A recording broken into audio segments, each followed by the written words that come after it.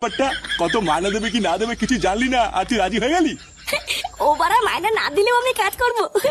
আচ্ছা ফুটো, তাহলে তুই আমার সাথে দুপুরবেলা বৌদির দোকানে যাস, আমি তোকে কাজে ঢুকিয়ে দিয়ে আসবো।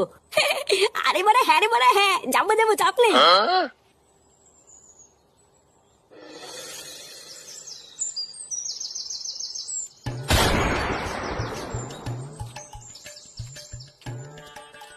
বৌদি তাহলে বলো আমার কত বিল হলো?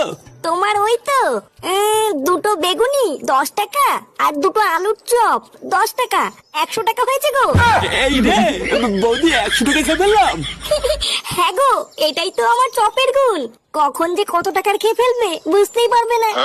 হ্যাঁ তা যা বলেছে বৌদি, সে তুমি যাই বলো আর তাই বলো, তোমার চপে কিন্তু একটা আলাদা স্বাদ আছে বৌদি, ধরলেই গরম আর মুখে নিলেই নরম।